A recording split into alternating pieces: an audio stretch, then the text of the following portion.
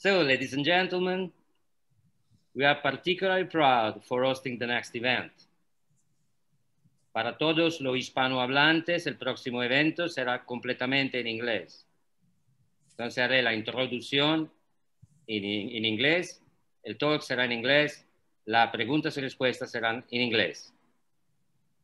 Professor Bogassian and Professor Williamson are undoubtedly two leading figures in the contemporary philosophy.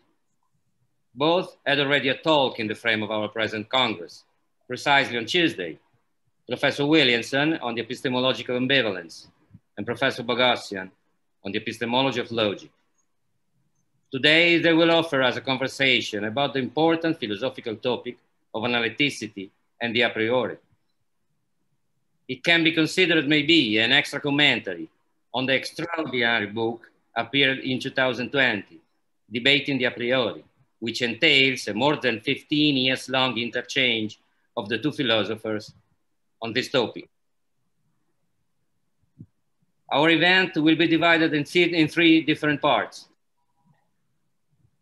During the first part, there will be an introduction and a discussion of the topics by the two philosophers.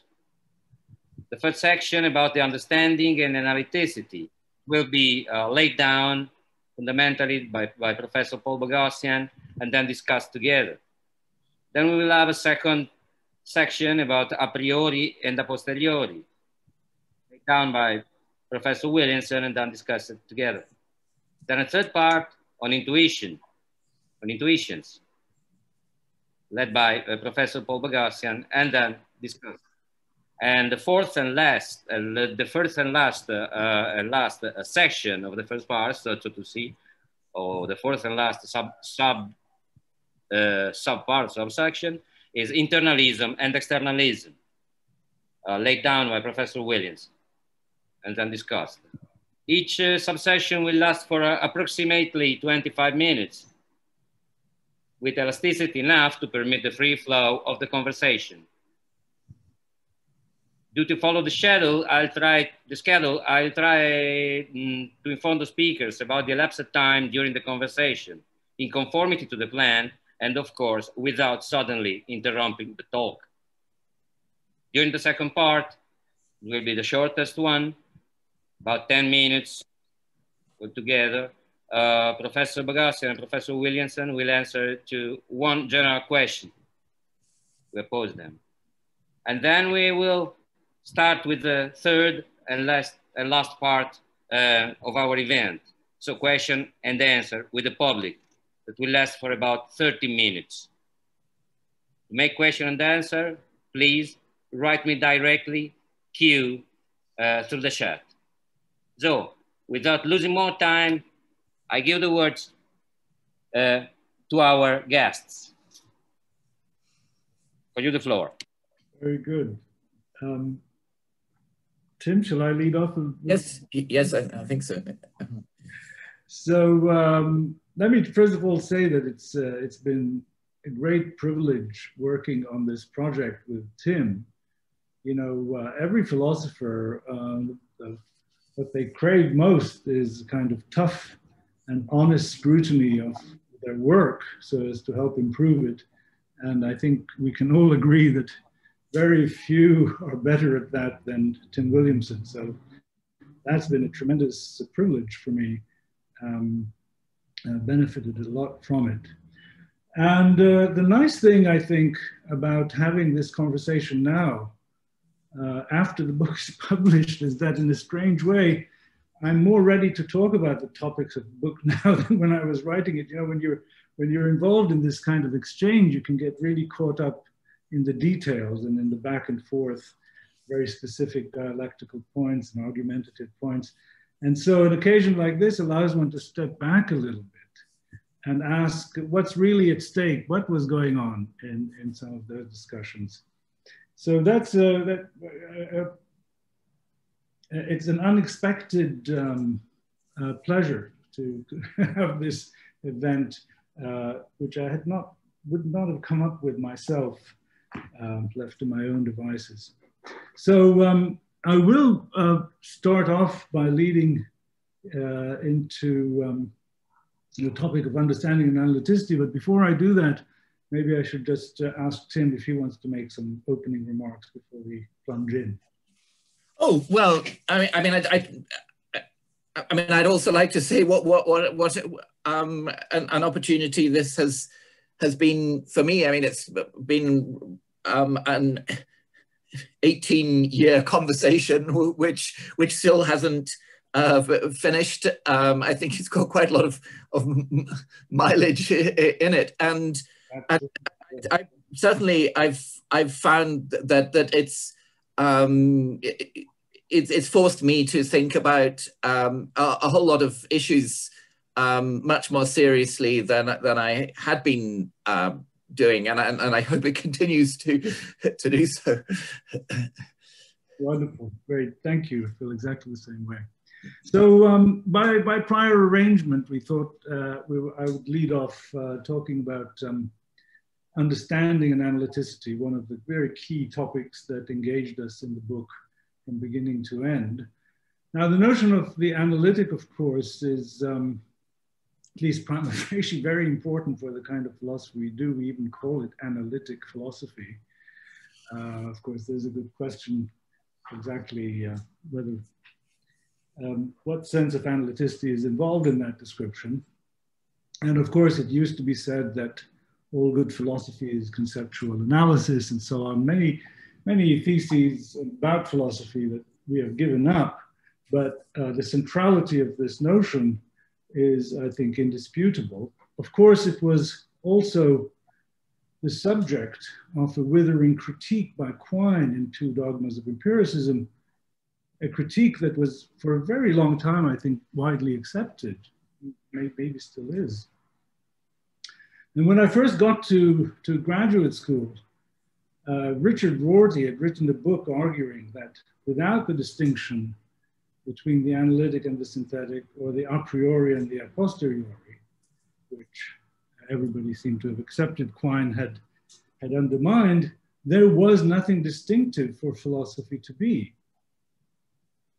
And Rorty found this a cause for celebration. You know, he wrote Philosophy in the Mirror of Nature.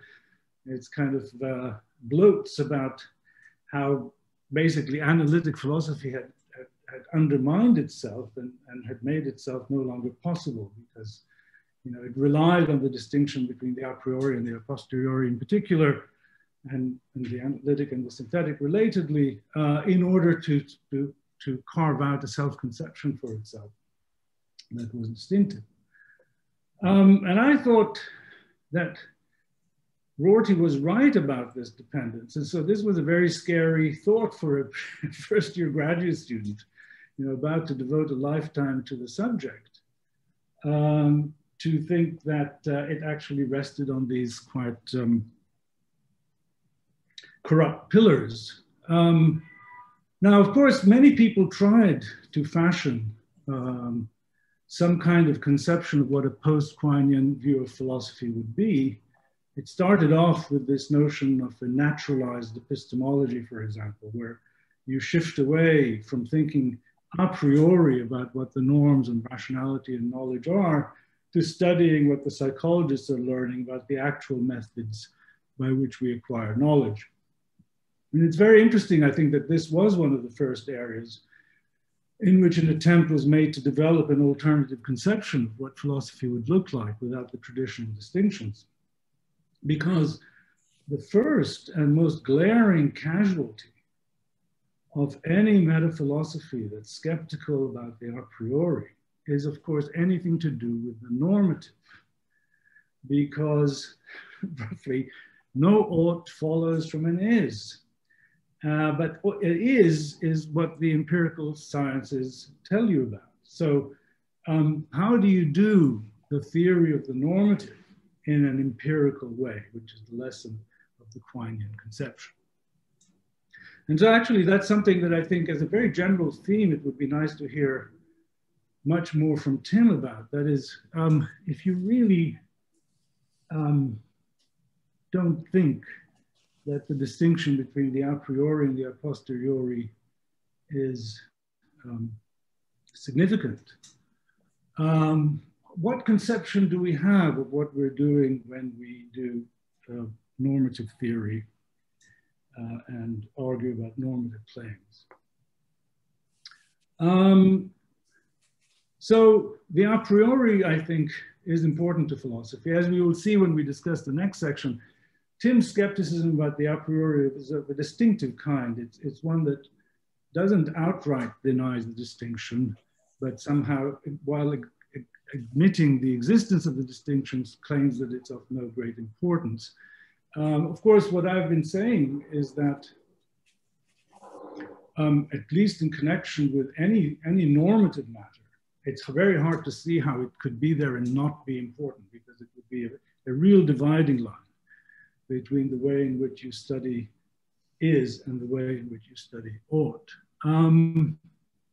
So now, fortunately for my more rationalist, traditionalist outlook, I came to think that the critique of Quine and others suffered from not making enough distinctions.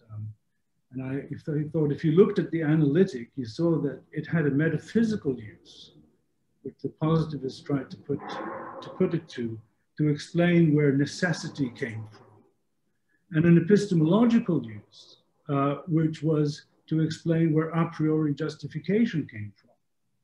And I began to realize that the notion needed for the former project, which is the notion in which the notion of analyticity is typically described, namely truth in virtue of meaning alone, was distinct from the notion that was needed for the theory of the a priori, which was that of being justifiably believed to be true just in virtue of being understood. And that these two notions really didn't have much to do with one another. The governing confusion had been to think that there was some single notion of truth in virtue of meaning alone that was going to play both of these roles. But in fact, there are two distinct notions and they can be prized apart. And you might think, as I'm inclined to do, that the metaphysical notion is obscure and not of much use, though there have been valiant and ingenious attempts, like one by Gillian Russell, for instance, to defend it. In any case, that it could be distinguished from the notion of epistemic analyticity, and that this latter notion, epistemic analyticity, could be used in the theory of the a priori in useful ways, in ways that do justice to the phenomenon that when I look at a proposition like if P, then P, it really does seem clear that I know this is true simply because I understand if. And so, you know, there is this phenomenon. Crispin, my collaborator, friend, and colleague, has a wonderful phrase that I think is important here, namely the phenomenology of conviction. The phenomenology of conviction in some of these cases is one of seen to be true merely on the basis of being understood. Anyway, so I came to think that one could defend that, and I also came to see an important distinction within the notion of epistemic analyticity between constitutive and basis types. And without going into those details, suffice it to say that Tim is adamantly opposed to both types of epistemic analyticity. And he's argued that, that neither the constitutive nor the basis accounts can be made to work. And so one of the interesting questions is, of course, this has, as we can see, huge ramifications for the nature of philosophy itself. But one question that I might put to my colleague is, did the skepticism about epistemic analyticity derive from just regarding it as obviously or maybe semi-obviously flawed, or is it a much more ideological motivation for wanting to dismiss these kinds of explanations of a priority? Right. Well, thank you. And so just to answer your question at the end, I think it's actually a somewhat specific skepticism, and I think one thing to say is that I think Paul and I are in agreement that that Quine's own critique of the analytic synthetic and the a priori a posteriori distinctions doesn't really work, and so that's certainly not what's as it were driving either of us. I mean, I think there are ideas in it that can be rescued, but I mean, when you look at his arguments, you see that all he's doing is showing that that there's a circle involving various ideas of analyticity and synonymy and meaning and so on. But then when he comes to say what's wrong with all the things in this, as it were, big circle, there's just some hand-waving talk about them being unclear, which isn't really substantiated in the two dogmas, and probably comes from his somewhat behaviorist approach to meaning, which I think very few people these days would accept. So, as it were, so I'm not approaching this as a Quinean, but nevertheless, I do, on these distinctions, end up in a place which is not very different in practice from Quine's in a lot of ways. So in the case of epistemic analyticity, I think there really just isn't such a thing. I mean, there are simply no examples of it. I'll say a bit more about that in a minute. And with the a priori, a posteriori distinction, it's, as it were, it's not, as Paul said, it's not that I think that there's no such thing as the a priori. It's more that I think that that the distinction between the a priori and the a posteriori is a rather shallow distinction, which doesn't cut at the epistemological joints. So that for somewhat different reasons in the two cases, one just isn't going to be able to get much work out of these distinctions.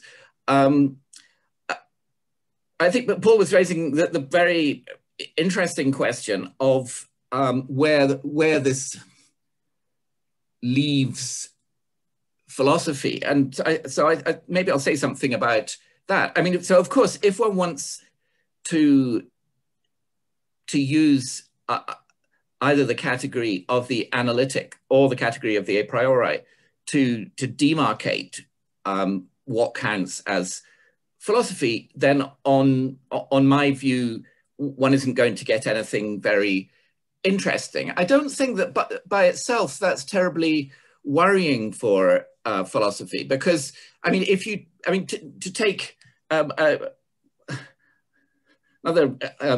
example, it's notoriously unclear what counts as the physical. If we by the physical we mean what contemporary theories of physics or fundamental physics are talking about, then of course those theories are likely to be superseded, and so that will just be, as it were, a line which has to do with the current state of theorizing. Whereas if one talks about the physical as where the ideal theory of physics would be, then that's problematic, partly because we have no idea what that theory would be like, and partly because that already presupposes, as it were, some non-trivial way of individuating physics, which is what we were trying to characterize in the first place. And so, I mean, there is, as it were, if you worry about what counts as a physical, you get into quite a serious problem. But I think it's fairly clear that that just is not at all a difficulty for physics itself. I mean, without, as it were, worrying too much about where its boundaries are, it can get on with its own investigations. And I think the same thing is true in philosophy. That we, I mean, I don't have a good definition of what counts as philosophy. I'm inclined to be fairly permissive about what we can count as philosophy, and just not be so permissive about what we count as good philosophy. But I think, as it were, if someone looks at for example, at my work, I'm working never relying on an analytic synthetic distinction, and doing virtually nothing with an a priori a posteriori distinction.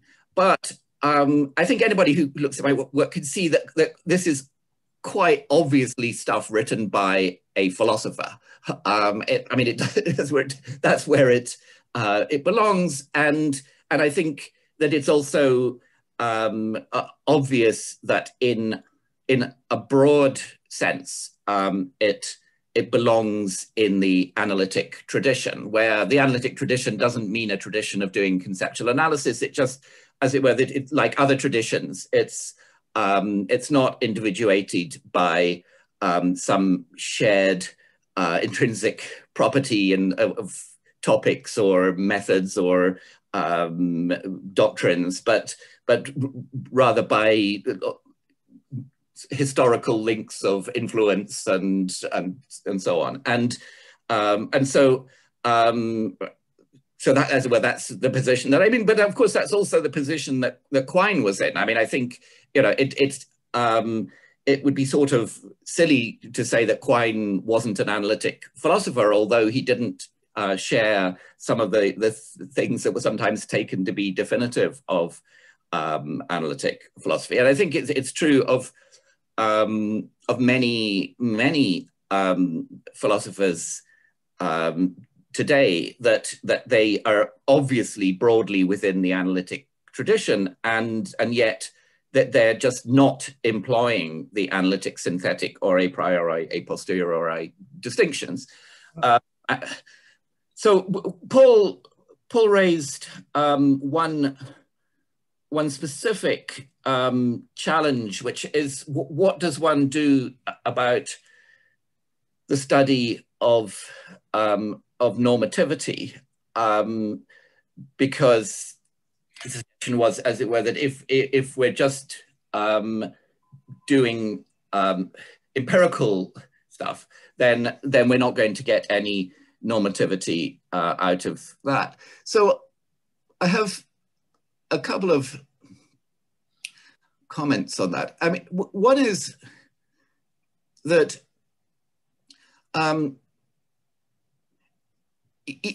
even if it's true that as it were, a lot of normative theorizing falls on the a priori side of the distinction, even though that's as it were, granted to be a very shallow distinction, that will still be the, as it were, the case.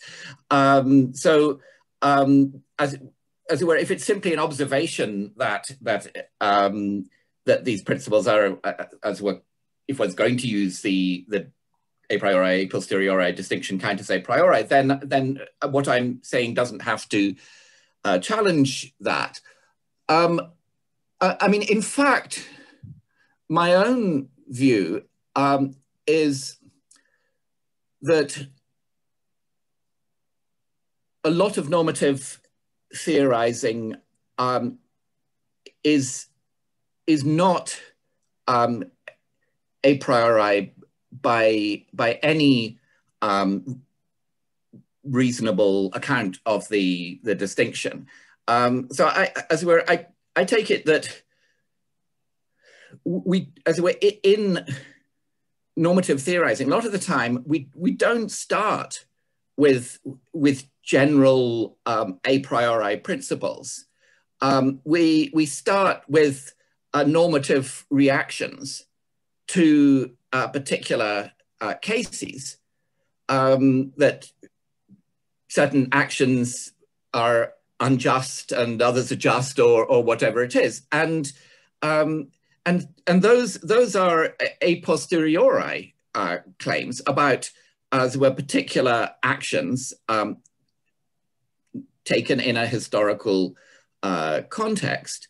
But then we can, using those, we can start theorizing more generally about, for example, justice, to continue that theme. And in fact, I think, I mean, there's quite a strong case for saying that one can even have, in a broad sense,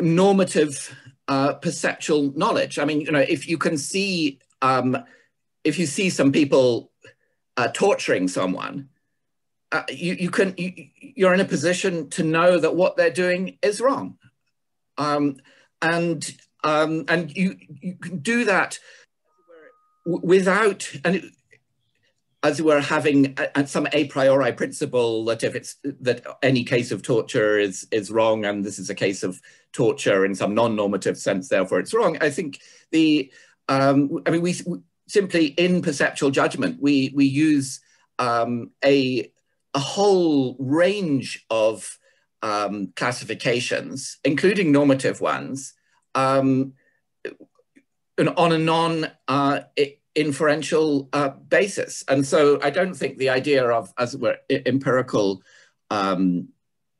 normative judgments is in fact so strange or alien. I mean, of course, you know, if one was simply doing some sort of normatively inflected history, then, you know, as it were, some kind of Victorian history where, you know, we were, or maybe some very politically correct history now where we give, you know, all the actors in the historical story a kind of a moral grade.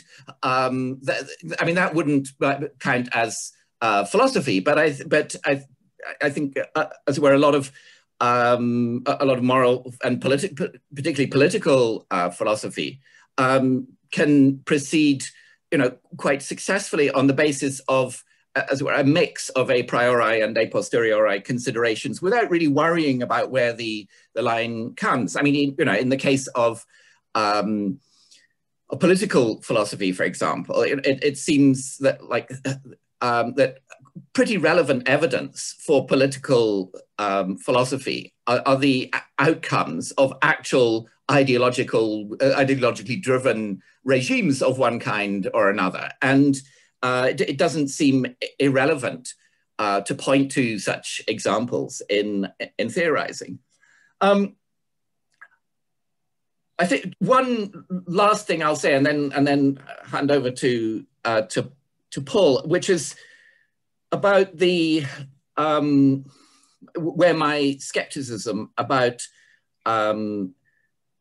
epistemic analyticity is coming from. So some of it is, as it were, it just feels like people make claims about the connection between understanding and what you should accept, that such that counterexamples come into my mind. But I think, as it were, if one was going to say something a bit more general about where the opposition is coming from and the connection with Quine, I think a lot of it, in fact, has to do with a holistic conception of understanding, so that, as it were, there's no particular litmus test, or to change the metaphor, a shibboleth for the for understanding a given word. I mean, you, as it were, you just have to be well enough integrated into the practice of using it in one way or another, and as it were, you can always achieve that despite being deviant on what might seem like some very, very basic point by being non-deviant on a lot of other points. And also, I think another relevant aspect is simply by being able to understand where your interlocutors are coming from, so that even if you don't share their the kind of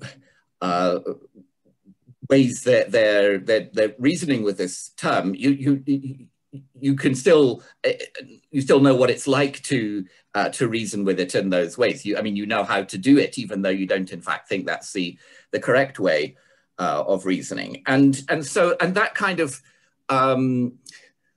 holism about understanding, I think, is clearly reminiscent of the kind of epistemological holism that you get in Two Dogmas of Empiricism, and which seems to me one of the more long-lasting contributions of that paper.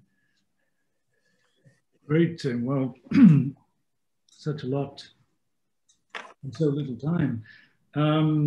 Let me focus just, I think, in the remaining few minutes that we have on the a priori, a posteriori discussion about normativity in particular. You offered two kinds of defense, basically. One of them is to say, look, maybe you can show me that the normative theorizing falls on the a priori side of the ledger. Nevertheless, that's consistent with my saying that that's a shallow distinction. And we'll come in the second segment to exactly how to think about that question of whether the distinction could be shallow. But if there were such a bright line, so that you could actually say, not just as the normative, I know this is denied by you in a second, but just counterfactually. The normative, we cannot make sense of arriving at views about truths in that domain empirically. We can only do it a priori.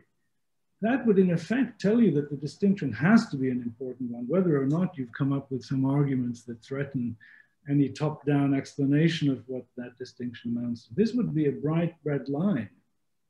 The normative we can only approach through, as it were, the resources of reason and not through empirical methods. So I think the second kind of defense is really crucial, which is to say, no, actually at bottom, we can make sense. Normative theorizing, not only can we make sense, at bottom, normative theorizing is empirical. And you gave these two examples. You said you could, first of all, the intuition is typically about actual cases where you respond in a certain way to, as it might be the question we discussed, you know, whether you should go to Trump's birthday party.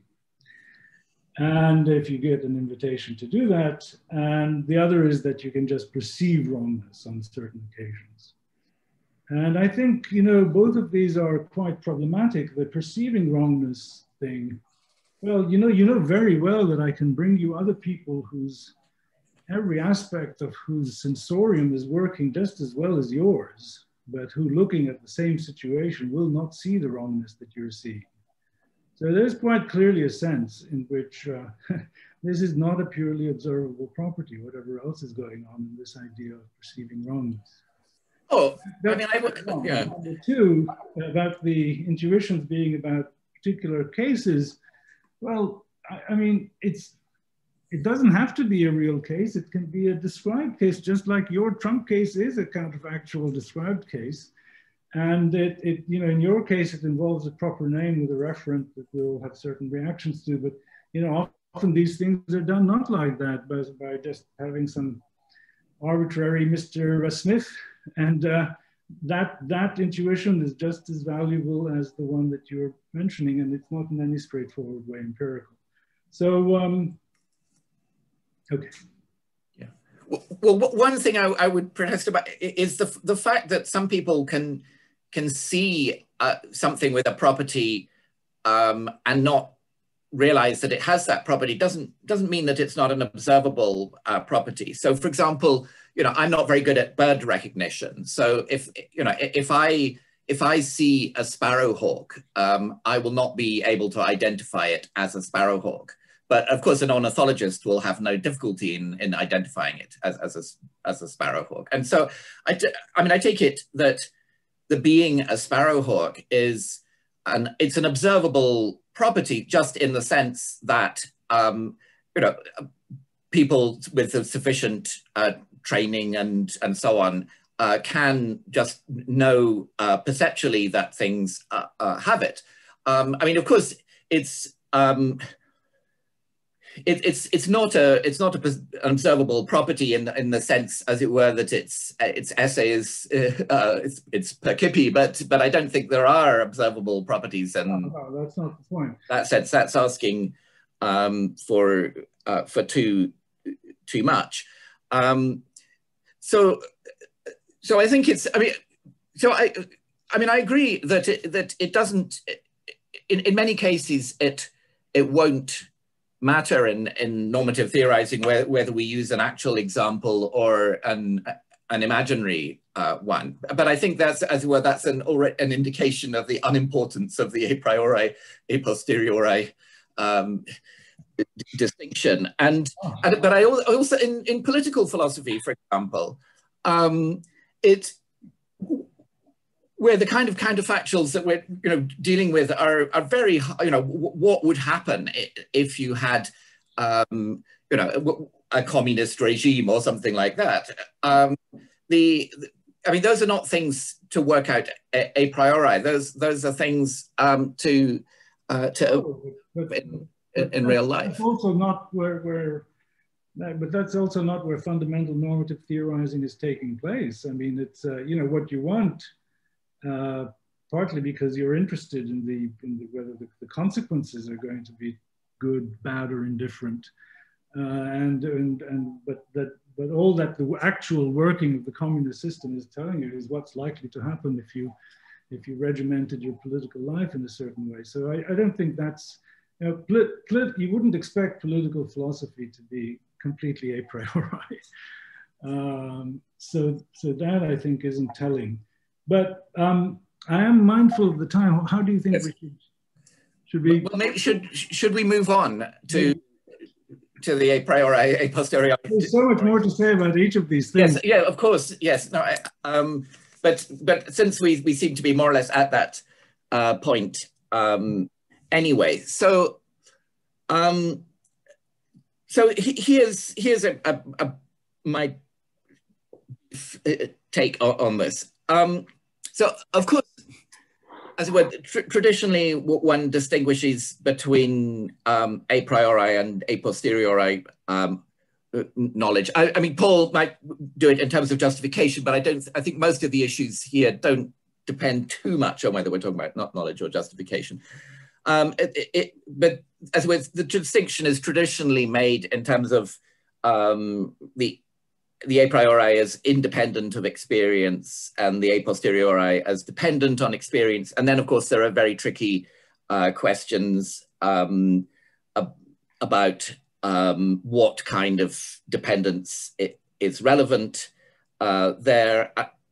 I actually find that way of drawing the distinction problematic because there's I think that, as it were, the talk of experience may be sneaking in some kind of a psychologization of the evidence, particularly in the case of a posteriori knowledge of an inappropriate kind. But I don't want to get into the issues about how the line could be drawn theoretically, because I certainly want to concede that we can draw some distinction between the a priori and the a posteriori by, roughly speaking, by taking some examples of the a priori, let's say from logic and mathematics, and some examples of the a posteriori from chemistry or history or whatever, and saying, as it were, roughly speaking, just introducing the two notions as in terms of what a given case is more similar to the prototypes of one or the prototypes of the other, and that will give us some kind of rough and ready distinction. And you know, I think what one would probably find a fair degree of agreement, certainly not total agreement, on roughly what sort of line you got if you did that. But let me explain why I think that kind of line doesn't go very deep at all. So I think maybe it's a good example to think about is proof in logic and mathematics, because that's as it were, an absolutely central form of a priori reasoning, you know, on the standard way of drawing the distinction. So the kind of example I want to think about is one, let's say, where somebody has written down a quick sketch of a proof, but they're not sure yet whether the proof works or not. And so now they want to go through the proof. It's written down on paper. They want to go through it and check whether it's a valid proof or not. And I think one thing that is pretty clear in this process of actually reading the proof and checking it is that this will involve perceptual pattern recognition. So for example, when you're checking whether there's an instance of modus ponens at some point on the page, modus ponens is, in fact, in a formal system, it is a, I mean, it's quite a sophisticated pattern, but it is basically a perceptual pattern. And so you're using a, as it were, perceptual pattern recognition in checking that this is a genuine case of modus ponens. But you're also using it, for example, in making the judgment that there is an instance of modus ponens on this bit of the paper, which is, as will certainly count as an a posteriori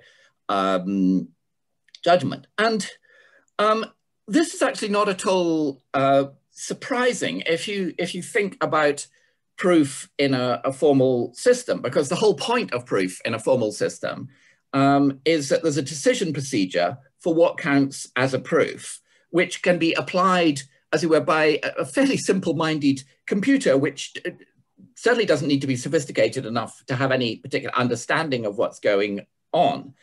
And you know, if you look at a standard statement of the let's say the natural deduction rules in logic, which are pretty close to the rules that are actually used in ordinary mathematical proofs, at least as far as the logical part goes. The statement basically gives you those patterns. It displays the patterns that you need to recognize. Of course, in contemporary, in most of the history of mathematics, people haven't been strictly reasoning within a formal system, but it's still true that formalization is the gold standard. And of course, now a lot of work is being done in computer-assisted proofs where human mathematicians interact with proof assistant programs to produce a fully formal proof.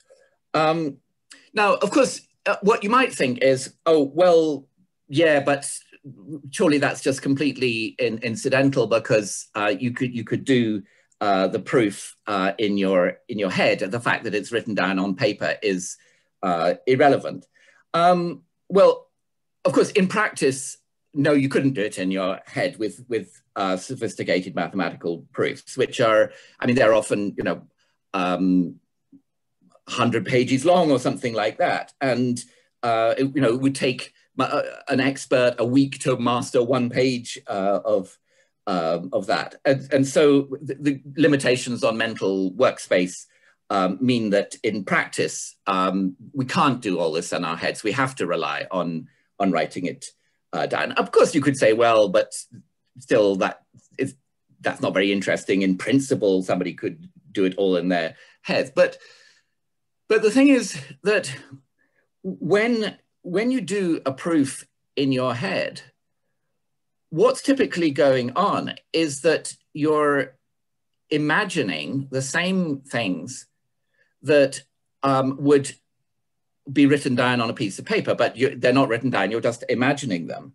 But then the checking is involving, in fact, the very same perceptual recognitional capacities as are used when you're checking the proof on paper. It's just that you're using them, as it were, offline in the imagination rather than online in perception. So, but you haven't got away from using those. Of course, you could also, I mean, you could also think of cases where the proof is, as it were, in the form in which the mathematician best understands what's going on is given by a diagram. But of course, that doesn't really change the issue, because diagrams even more obviously involve, in the processing, involve perceptual pattern recognition online or offline. Now, of course, there's a temptation here to think, well, but all this stuff about these visual, or could be tactile or whatever, or representations, aren't they just enabling devices to help us entertain the real proof, which involves underlying transitions between propositions, not between the formulas that represent them? But that's a huge misunderstanding of how proof works, because the point of mathematical proof is to be, in principle, formal, and the formality concerns the structure of the representations, not the propositions that they formalize. And it's also, of course, the case that in typical mathematical proofs, most of the time you're working with variables, and so the formulas you're looking at, I mean, they're open formulas which actually don't express propositions at all. But even in the case where they do, for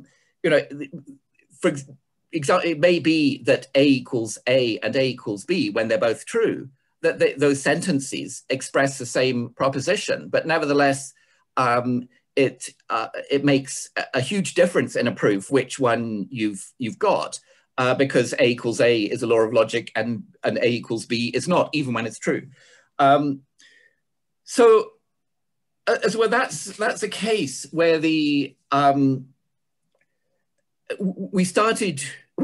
concerned with a paradigm of a priori knowledge, which is knowledge gained by proof in logic or mathematics.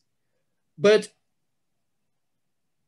when you think about what's going on, it's deeply and essentially dependent on a posteriori mechanisms of perceptual recognition.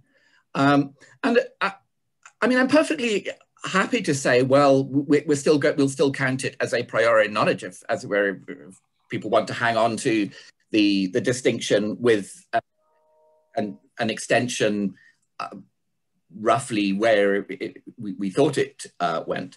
But but we just shouldn't think that what's involved are forms of cognition which are radically different from the forms that are involved in pretty ordinary perceptual knowledge that we get by pattern recognition applied to our surroundings in physical space. So, I mean, that's just one case, but that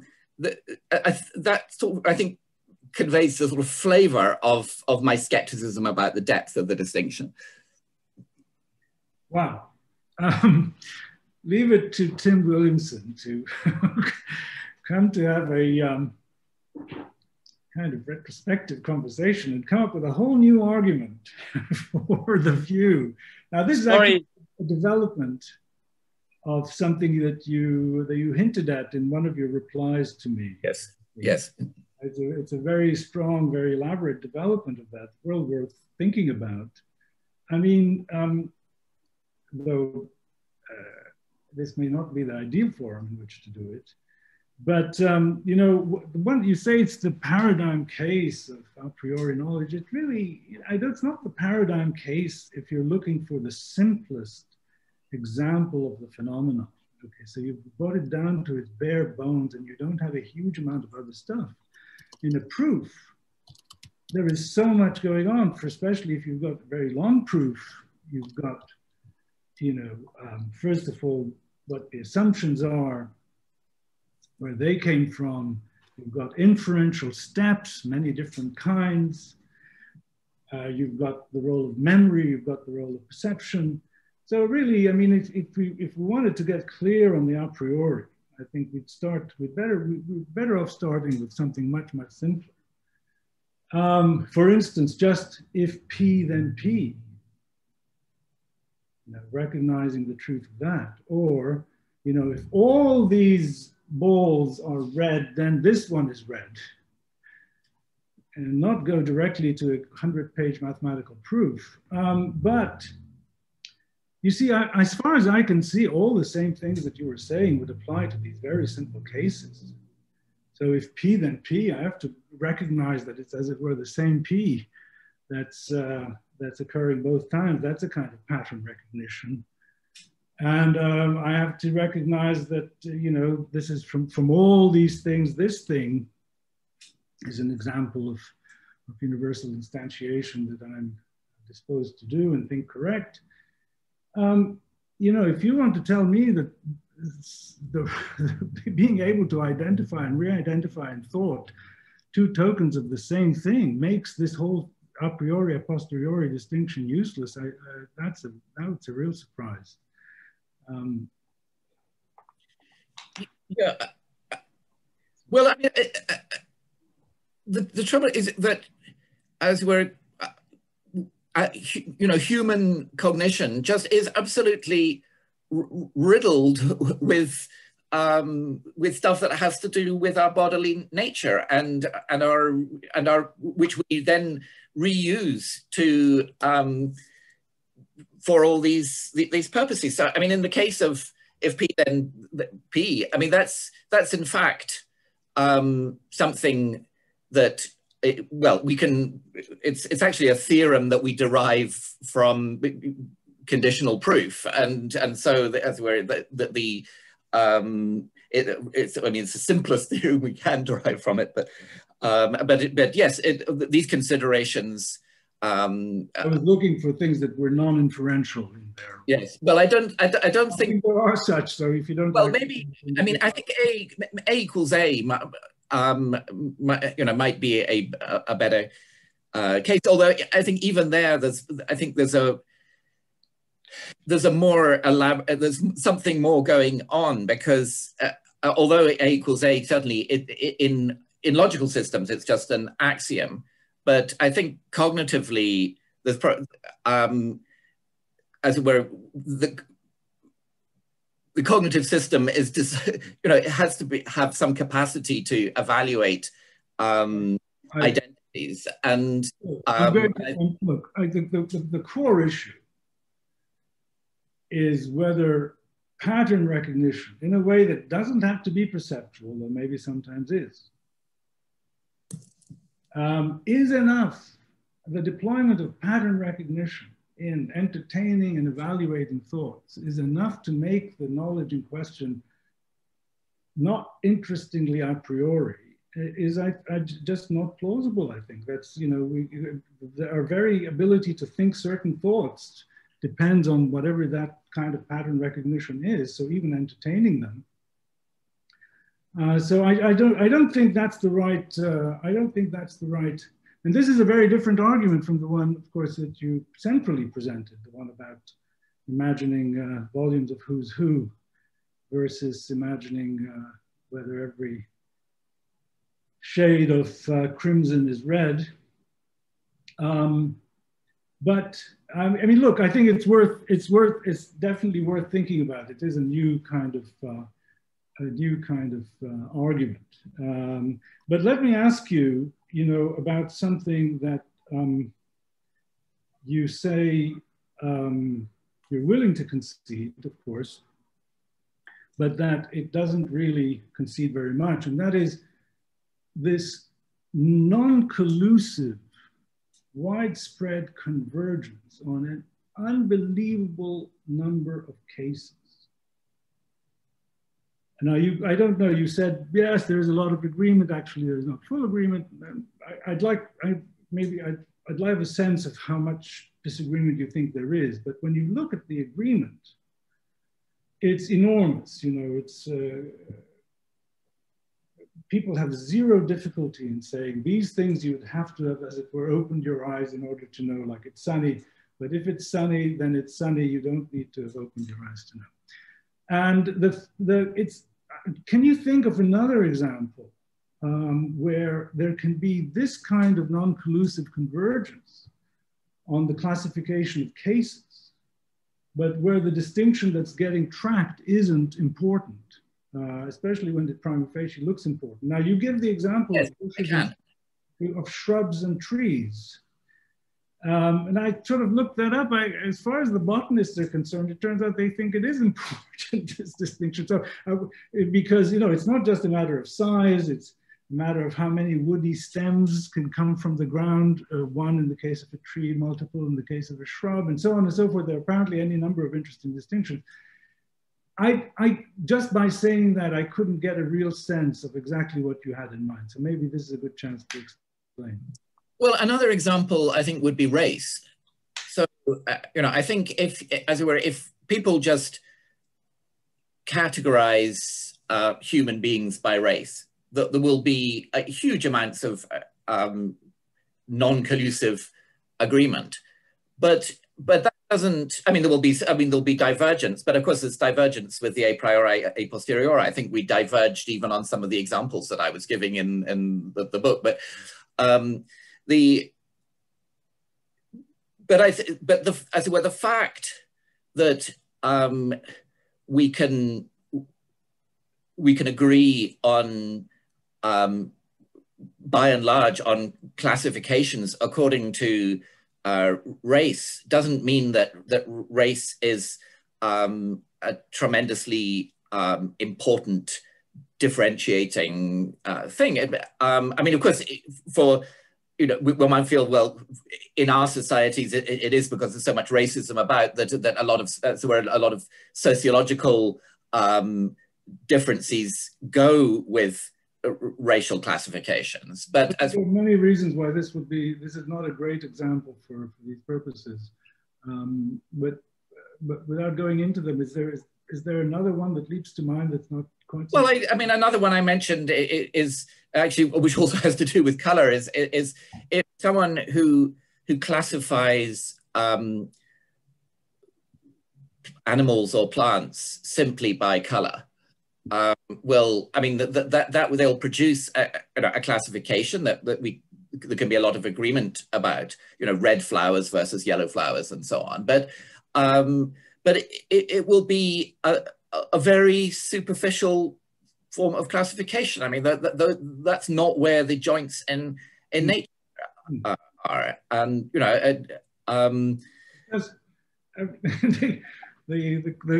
granted, that's a good example. The classification, it doesn't have the feel of the kind of classification that we have with the canonical examples. But I mean, there are certain things that we're responding to.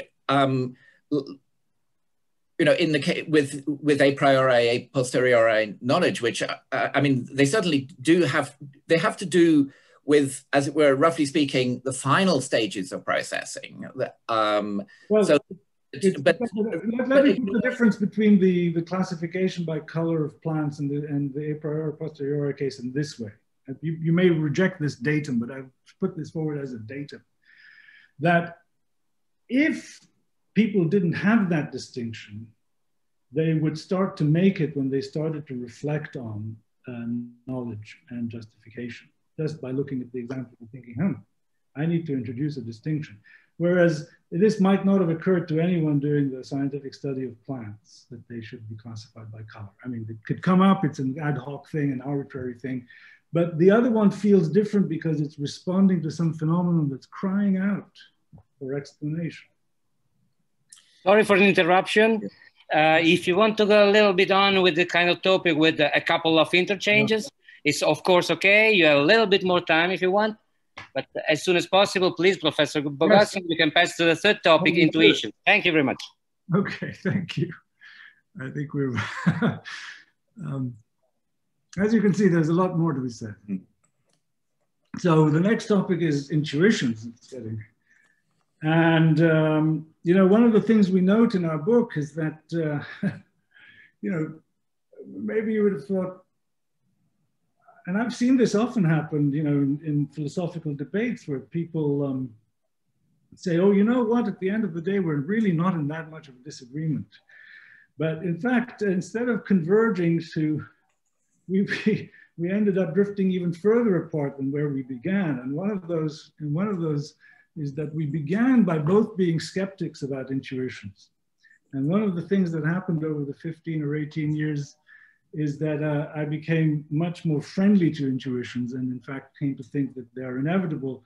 And this, of course, ended up being yet a further bone of contention amongst us, between us. Now, people have meant many reductive things by intuition. For instance, they've thought, like maybe Ernie Sosa, that they're just temptations to believe. And then there are other ways in which people have been reductive, is that they've thought all that intuitions can really do, however exactly you think about them, is reveal to you what's contained in your concepts, so just conceptual knowledge. And along both of these dimensions, I think we need a more ambitious sense of intuition, not just as manifesting some kind, not just as being some kind of doxastic thing, like a disposition or an inclination or a temptation to judge, and not merely as capable of revealing to us our conceptual knowledge. And of course, when you say that, you end up incurring a very heavy theoretical burden of explaining exactly what intuitions are and how they could possibly do what you want them to do. But first, why should we think that they should reveal more to us than merely what is contained in our concepts? And that's because I think, as I was saying earlier in the earlier segment, that we have a priori knowledge that's not just epistemically analytic. And the central case of that is knowledge of normative principles. So if knowledge of normative principles can only be a priori, as I think it is true, and if all a priori knowledge can't be explained just by the understanding alone, then you need a source of knowledge, typically about the natures of things rather than the concepts that you have of them. And that's not merely supplied by the understanding. And the classical resource for that, of course, is this idea of intuition or intellectual insight. And so it's with a heavy heart that I have to accept that it's, you know, these are not easy notions to explicate, and but the facts leave me no choice. Now, the reason for that is that I think if you understand the way normative statements work, basic normative notions, and I'll just be using the moral ones as examples, are constituted by their minimal normative roles. That is, they are devices of a certain kind of praise or criticism, if you will, if you'll just allow me to be very vague in this way. That can be spelled out in various ways, by ties to motivation, by ties to certain emotions, positive or negative, that you may have, and so forth, by ties to speech acts of praise or blame. But to add any substantive doctrine about what it actually is right or wrong into these concepts is useless, basically, as a way of establishing what normative principles are true, because, and this is the fundamental insight, I think, behind G.E. Moore's open question argument, is that if somebody says to you, look, the wrongness of A is analytic of my understanding of wrong and of A, I can doubt whether A is truly wrong without compromising my grasp of the concept of wrongness. And that's, I think, the fundamental insight that G.E. Moore had, although he put it in the form of definitions and other things that get in the way. But if this is true, and you know, you can always show your competence just by withholding or applying a certain kind of device of praise or blame to an act, whatever that act might be, no matter how much it is outside the actual extension of the predicate, your grip on the predicate is secure. And that means that you have to have some other story about how you know these things other than through the understanding. The book only hints at what such a picture might look like, but in material that postdates the book, I've tried to develop some of the details of how such an account of intuitions might go. But I think maybe I will stop here and let Tim raise whatever questions he'd like to raise about that. Yes. So I'll focus on a couple of issues which emerged in the book, but then I think we've both taken them a bit further since then. So one is, as it were, the phenomenology or psychology that's involved in the postulation of intellectual seemings, which are there meant to be these intuitions which explain, in some cases, a priori knowledge, but which in some ways are analogous to postulated perceptual seemings, although not with the same kind of phenomenology at all that perceptual seemings have. And so it's a key part of Paul's account that the seemings they're pre-doxastic. They're not, as it were, judgments or even as it were, felt dispositions to judge, but something that, as well, prior to all that, because in Paul's view, the whole thing would become circular if these were in effect judgments which were then validating further judgments of the same sort. And so, but they are meant to be conscious. And then the idea is that that we may be prompted by these seemings to come to a judgment. And this, as I understand it, is meant to be something that's going on in somewhat analogous ways in both perceptual judgment, but also in the kind of intellectual judgment that's involved in gaining a priori knowledge in many cases on Paul's account. So one reason well, I don't think there's, as it were, any positive direct evidence that there are these pre-doxastic seemings. And there's a very strong psychological argument that in fact cannot be the psychology of it, because it involves conscious transitions at the level of consciousness between seemings and judgments. Transitions in consciousness are extremely slow by the standards of brain processing. So that, as it were, if this is what we had to do every time we came to a perceptual judgment, it would create a massive processing bottleneck in consciousness. And I mean, roughly speaking, as well, we'd be having to do all this just as we were taking in perception and acting on it. And a species that operated in that way would be wiped out evolutionarily, because they basically wouldn't be able to react fast enough. So that can't really be what's going on, except, I mean, it's not that that as well we never have seemings, although whether whether they're ever pre-doxastic is another matter. But as well, the kind of resolution of doubt or whatever that may in special cases occur is not what's characteristic of judgment in either perception or in more abstract thinking. So that's one kind of concern. I don't see that this is a psychologically tenable account, given that it's all supposed to be happening, as we would roughly speak, in consciousness.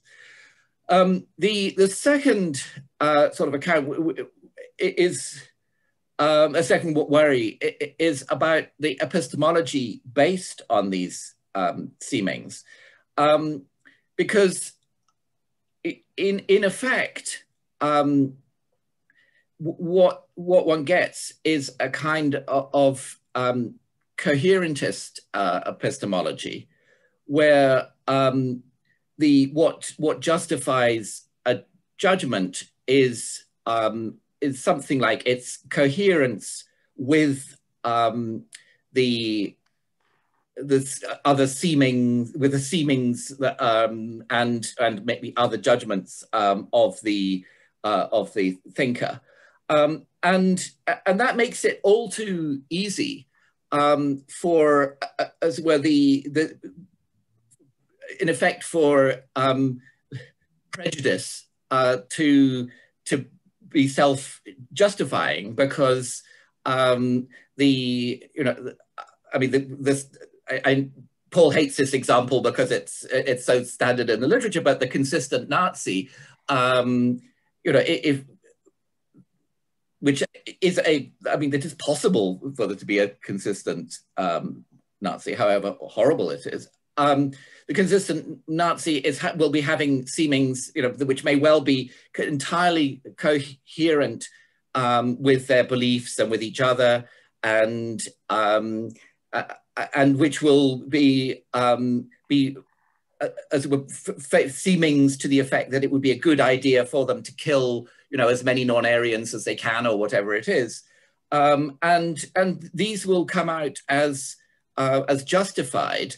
Because of the internal coherence, which is the only epistemic standard available. And of course, there's a worse question, which is that the justification of beliefs about what you ought to do seems to be related to the justification of the actions which you take on the basis of those beliefs. And so long as we hold on to the same notion of justification, that, as it were, either,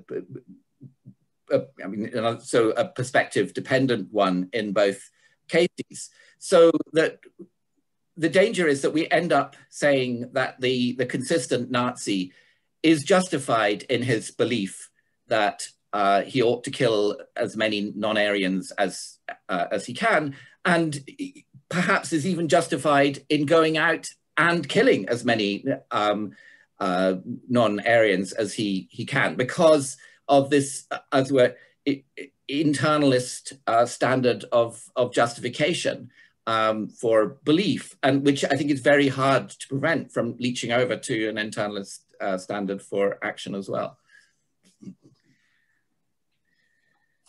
Wonderful. Thank you, Tim.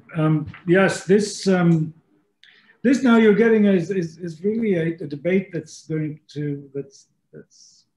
anticipated a little bit in the book, but is now getting more developed, I guess, in post-book material. And I mean, there's so many things to say. Let me just start with the last thing. Maybe I'll go backwards. You know, this is a big topic, but it's very, very well known in the literature on reasons for action, that reasons for action might be perspective independent, in a way in which the internalist holds that reasons for belief are perspective dependent. So to give you an example, for instance, if you might very well think that what you have most reason to do is what will have the best possible outcome. But you may very well have a false belief, an entirely epistemically justified belief in what you think you have reason to do, even though you're wrong about your having reason to do it, because you're wrong about what has the best consequences. So there is no very quick transition from there might be a fully consistent Nazi to therefore the Nazi would be justified in acting on those beliefs. Secondly, the fully consistent Nazi is much, much harder to come up with. And it's, I think, probably no good just saying, look, obviously it's possible in principle. This is certainly something that there's a wonderful literature out. My colleague Sharon Street has a wonderful paper called On Future Tuesday Pain and Difference, which is a critique of one of Derek Parfit's claims, showing that, you know, when you stick one really nutty normative belief into the standard mix of ordinary beliefs and normative beliefs that people have, the adjustments you would have to make could be extraordinarily radical, leaving it very unclear what kind of creature you're talking about at the end of the day. And I think that's true of this case as well. And you know, so to put it like this, you know, it's hard for anyone to be consistent. It's going to be much harder to be consistent when you've got some far out belief stuck in there. And then the adjustments that have to take place could be enormous. So for instance, you know, you'd have to do a lot of work to reconcile everything that you know now with the moon being made of green cheese. There is going to be a lot of adjustment that takes place. But all of this doesn't engage, I mean, the fundamental. I mean, to the following extent, Tim is right. You do get some kind of broadly coherentist epistemology, but with the inputs being these things that are analogous to perceptual insights or perceptual seemings. And it's called reflective equilibrium, and it's been the dominant view in the epistemology of the normative for a very, very long time, just because people don't see a really good alternative to it. You know, the alternatives that exist are, on the one hand, some kind of externalism, which for very general reasons leaves a lot of us internalists cold. And that's, of course, the next topic, so that's a good segue. And the other is that you so set up your theory of meaning for normative judgments that, at least for a certain very significant subset of them, they can't mean what they do without being true. So you make it, as it were, constitutive of the very meaning of your normative claims that some significant subset of them is true. This can be achieved in a variety of ways. Davidson's interpretationist way is one of them. inferentialist ways or another, and so on and so forth. I find all of these, I don't take that route because of my version of the so-called open question argument, which tells me that it's simply not true that the truth of normative principles is somehow or other built into our understanding of normative concepts. So if that's right, and you don't, then you are going to expect there to be the moral equivalent of the brain in a vat. Now, the brain in a vat is the raison d'etre of internalist views of justification.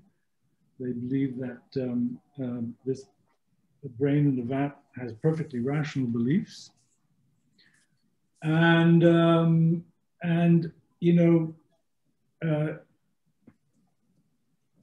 in a similar way, the person with the odious moral beliefs is prima facie justified in believing them because that's the right way to account for those kinds of illusion. Now,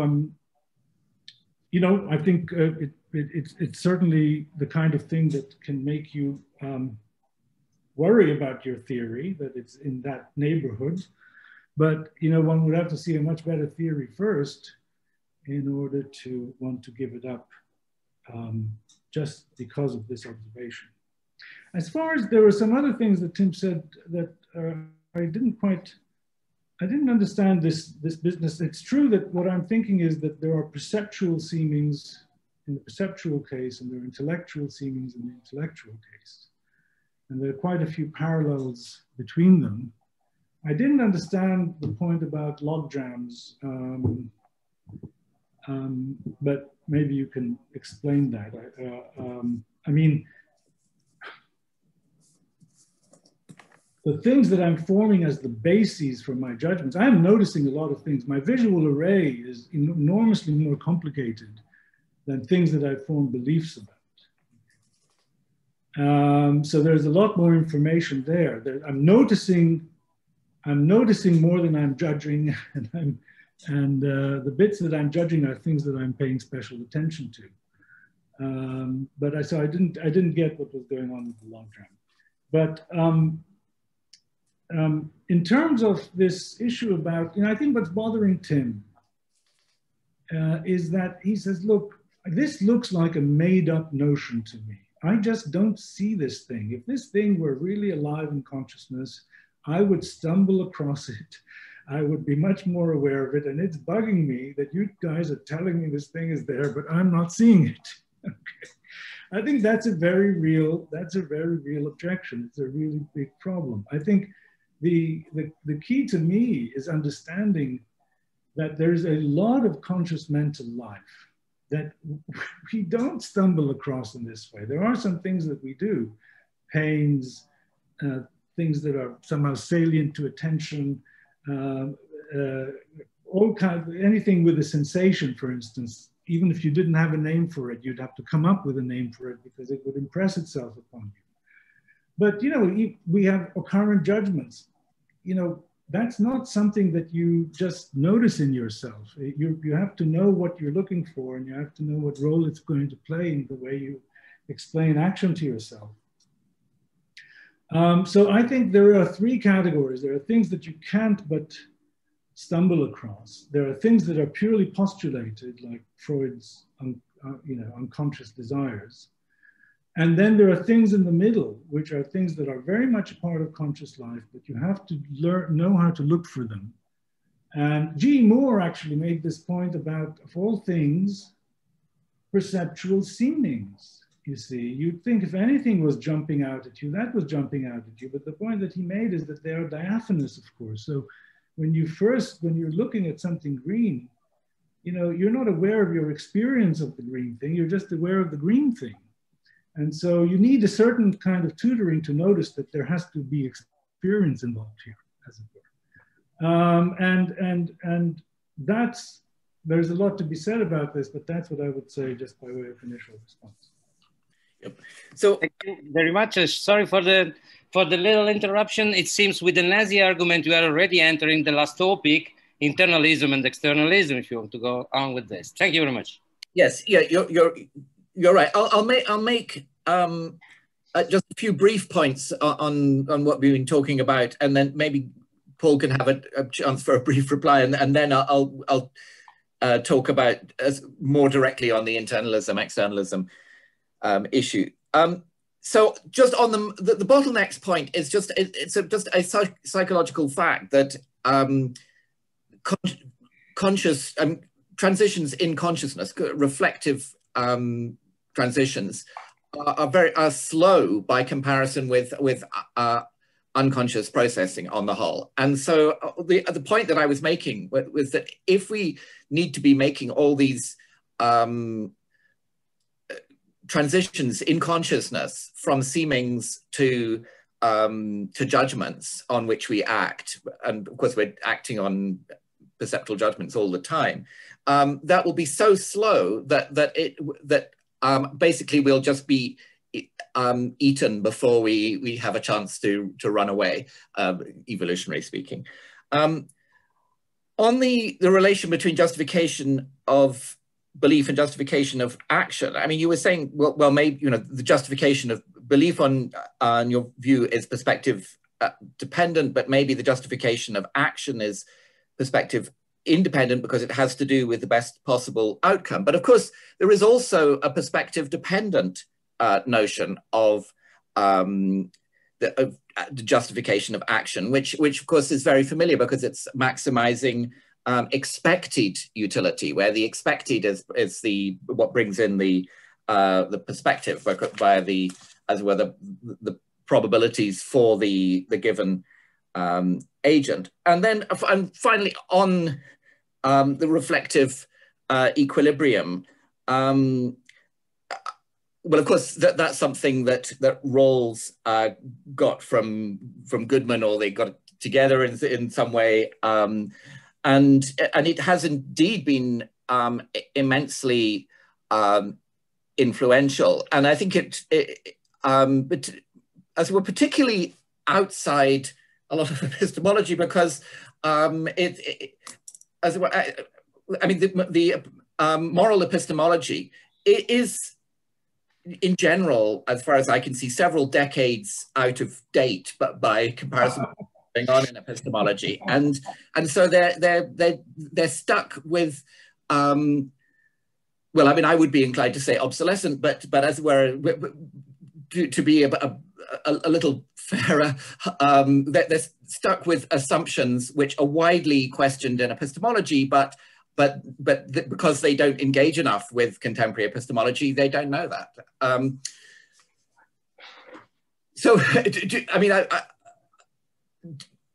do you want to say something brief, and then I talk a bit about internalism and externalism? Well, in view of the time, let's see. When is the session supposed to end, Lorenzo?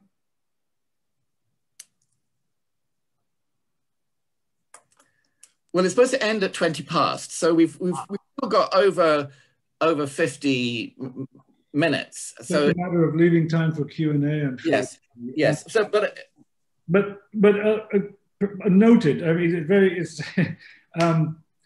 it'll be very interesting to see externalists develop a promising moral or normative epistemology. I think that would be. Yeah, but I think it will actually be more like the rest of externalist epistemology, because, for example, modal notions like safety can apply just in pretty much the same way to moral judgments as to any others. So I think there's less need for a really distinctive moral epistemology than moral epistemologists like to think. I mean, they might be out of it. I mean, there certainly has been a very important trend towards doing normative theory as opposed to moral theory, rationality theory, and so on. Looking at the notion of the normative, I think one of the, it's one of the tricks of the book in metaethics, namely Mackey's, to have made error theory about morality seem much more plausible than it is by ignoring the fact that you'd have to say exactly the same thing about rationality. And so remembering that the normative and that the features of the moral that you're harping on about are really features of the normative, and so would equally apply to rationality, changes the landscape. I agree with that. Very good. I think we should go on in view of the time. Yes. So the final one of the four topics is internalism and externalism, which is, as it were, not one that Paul and I set out to engage with, but it just became clearer and clearer as we went on, that as it were, a lot of the disagreements between us really were explained by, as it were, to put it crudely, the fact that I'm an externalist and Paul is an internalist. I mean, of course, it's all more nuanced than that, but that is, as it were, the brutal way of putting it. So I'll give my externalist take on epistemology in a very broad brush way, and then Paul maybe can just give his internalist take up, because I don't want to be putting words into his mouth. So I think a natural starting point is just to ask, what's the evolutionary advantage of having a mind? And I think the natural answer is that, you know, in a complex and rapidly changing environment, if you have a mind, you have knowledge of that environment, which enables you to respond appropriately in action to the complexities and changes of the environment. And as it were, you know, a sort of archetypical example of that would be the way that a predator and a prey are each, I mean, it's for each of them, it's a matter of life and death, what they know about what the other is up to. So knowledge is not something super sophisticated or at all confined to reflective agents. One will expect knowledge in minded animals of any species. And of course, one will also expect belief, because knowledge implies belief, and belief, as it were, is it's either knowledge or it's some kind of bungled attempt at knowledge. And the same thing would happen. I mean, this is not just a matter of evolution. If supposing one was designing an intelligent robot, one of the first priority would be to enable it to have adequate knowledge of its environment by some sort of perception. I mean, I'm not taking a stand of at what point robots get sophisticated enough to have intelligence, but certainly one would be thinking in terms of something like knowledge. And of course, it's an unavoidable side effect of the need for knowledge of one's environment, that both animals and robots are going to be vulnerable to the generally, normally rare skeptical scenarios. But the key thing is that epistemology concerns a central feature of all intelligent life. Of course, it's important that humans are capable of reflection and so on, but that's a sort of sophisticated superstructure which is built on top of a basis of, you know, capacities for example, unreflective perceptual knowledge, which are pretty much shared with other animals. Although, the fact that we have language, of course, that certainly has implications for what kinds of perceptual knowledge we can get, and what kinds of other knowledge. So just as it were, a few corollaries of that. I mean, one is that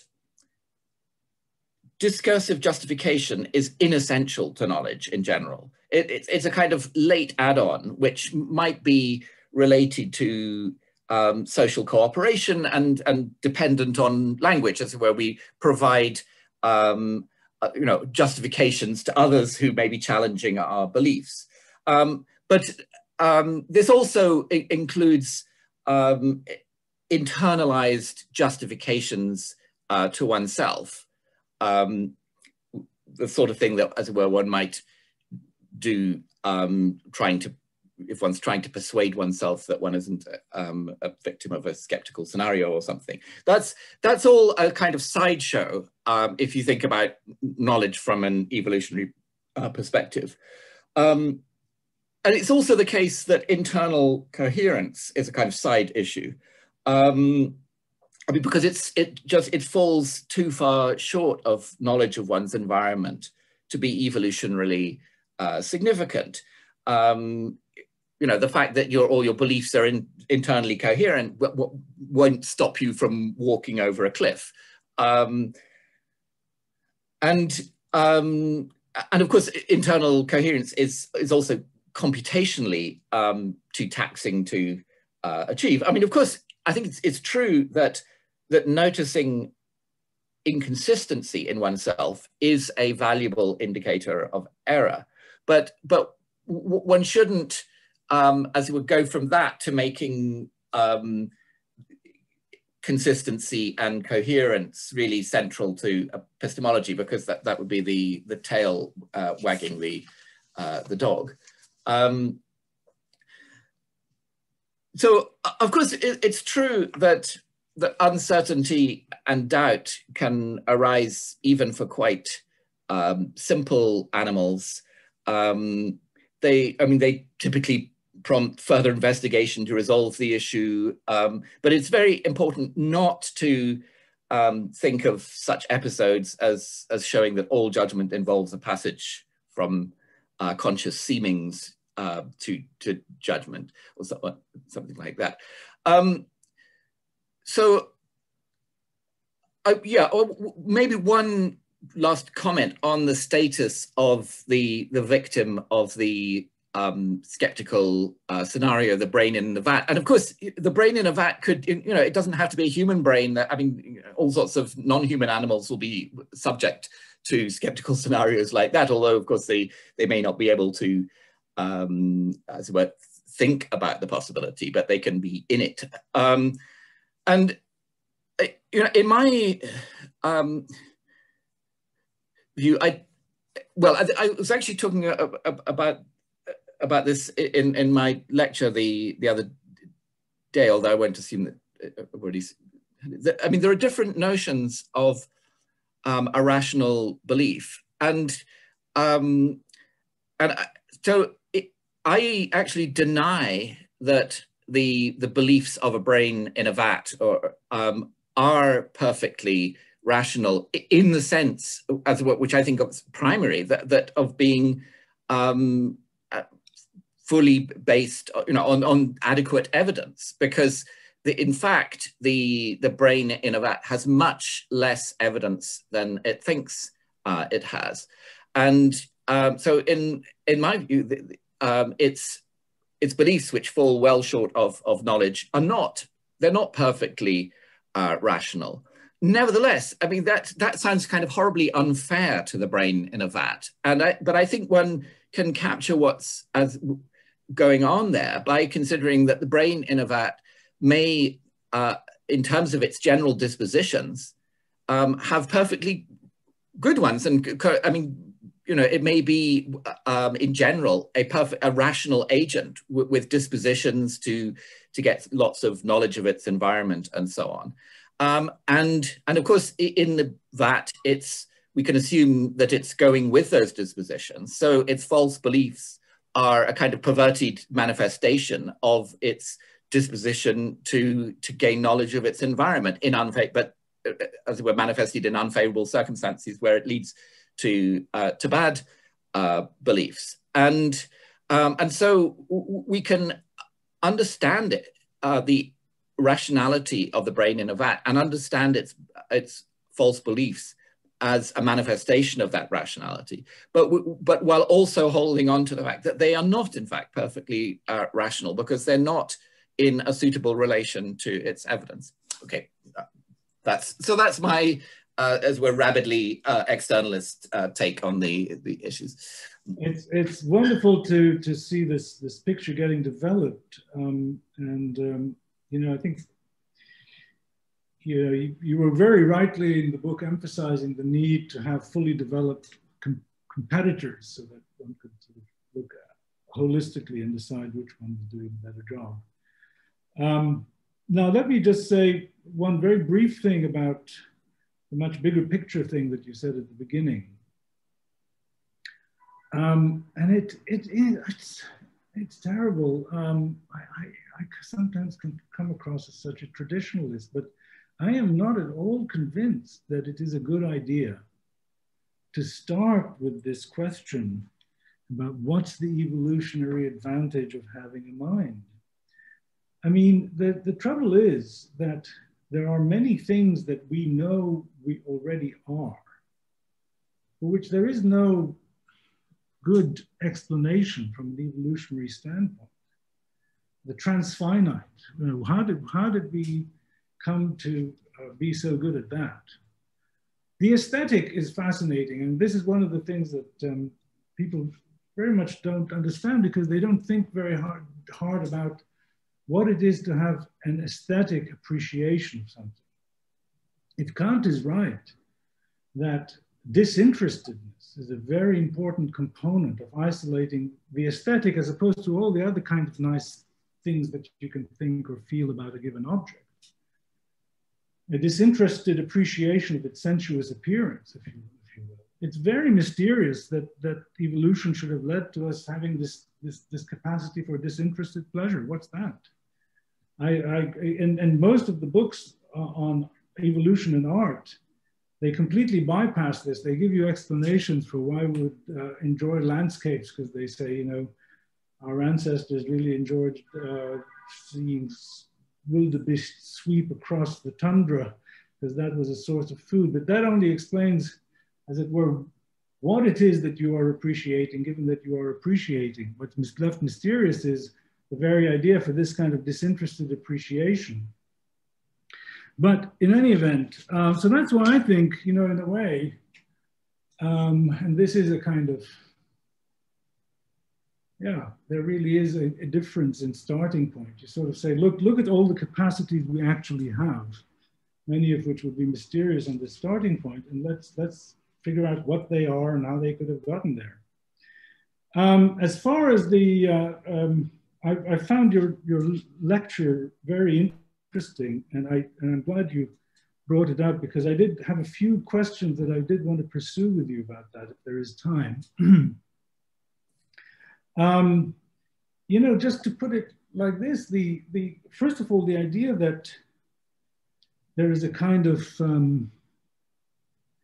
analogy here between epistemological ambivalence and moral dilemmas is questionable. In the Sartrean case, I mean, I am genuinely pulled in both directions at once. I completely understand why you would be pulled in both directions, why you would perceive both of these things as duties, and why there would be no clear resolution of which one trumps the other. There's a moral dilemma. I feel zero pull in the direction of saying that, locally speaking, the person who is taken in by the fake orange in the bowl has an irrational belief. I mean, if it's analogous, you'd be equally pulled towards saying, oh, locally, I think the belief is irrational. Globally, I think the person is in general rational. And so, you know, there's your moral dilemma, or there's your epistemological dilemma. I don't feel that at all. Secondly, I was going to ask you what you meant by irrational agent, and I think you implicitly answered this, because when you said, you see, the question was, when we say that the belief is locally irrational, but the person, the belief is locally irrational because it's not adequately proportioned to the evidence, which is a wax apple instead of a wax orange instead of a real orange. But in general, this person is a rational agent because in general, they do proportion their beliefs to the evidence. Now, as far as I can tell, this has to be a purely statistical notion. That is, It's because in the vast majority of cases, they're actually responding correctly to a real orange. That requires there to be a real orange in the vast majority of cases. Now, if they're brains and vats, there are no oranges ever. Okay, so if on the statistical view, the brain in a vat isn't, you said, not fully rational, as far as I can see, full of irrational beliefs in the very, very same sense in which this local one is. And if that's the outcome, this really is a deal breaker. These are the wrong results. Just the wrong, the notion, then I need the notion of I already have the notion of truth and falsity. I know that the beliefs are false. But I need the notion of rationality to track something else, to track good belief management, despite the fact that I'm in a very unfavorable scenario. Okay, there's a third connected point, which is that you see you're using this notion of illusion of evidence. Let's put it this way. Given that evidence is factive, there are going to be better and worse illusions of evidence. Take it that's clear, right? So there'll be a really great wax apple, somewhat less good one, and so on, you know. Now, for the rational agent, who is the person who, well, is being taken in by an illusion of evidence, but in general is not somebody who does that. There's going to have to be a threshold of, just as it were, how good the illusion of the evidence has to be for it still to be the kind of thing that a rational agent would be allowed to be taken in by. And I don't know how that threshold is going to be specified without actually using the notion for rational agent, which would make the thing circular. But anyway, these are some of the points that I wanted to bring up. Yeah, so the notion of a rational agent, it's not statistical, it's modal. So we're talking about dispositions, which are modal things. And so as it were, that allows one to say that that an agent, you know, maybe born into very unfortunate circumstances, might nevertheless have dispositions which you know, had a strong tendency to produce knowledge, but nevertheless failed to do so in those particular circumstances. And so that's how one can say something good about the. Sorry. So why does that not apply to the brain in the vat? Well, so the brain and the vat may have good dispositions. I mean, of course, it depends on the setup. But as well, because it's not. I mean, the statistical notion just has to do with proportions over the actual life of the agent, whereas the modal notion has to do with, roughly speaking, proportions not only over their actual life, but over, as it were, nearby lives that they could have lived. So, I mean, of course, there are various different ways of implementing this, but it certainly isn't a consequence of this general approach that even a creature that's always been in some skeptical scenario will come out as sort of hopeless or anything like. Why did you say then that the brain in the vat would not be fully rational in your view? Well, because so the brain in what I said wasn't wholly rational was a particular belief of the brain in the vat. I mean, this would apply, of course, to many of its beliefs. On one very, very standard notion of the rationality of belief, which is the idea of being, roughly speaking, adequate to the evidence. Well, yeah, it's not that alone. It's that plus a certain conception of the evidence. Yeah, well, but I can tell you, in the literature, you find people insisting that that's what they. I mean, just as it were, to name names, Stuart Cohen is an example. Sorry, what? That what they mean by a rational belief is one adequately proportioned to the evidence, and treating that as something that you can hold on to without committing yourself to any particular account of what the evidence is. So that, I mean, that might not be your approach, but there are such conceptions, and but I mean, so the crucial thing is that we start out with, I mean, for me, the fundamental assessment of the beliefs are as good or bad is just whether they're knowledge or not.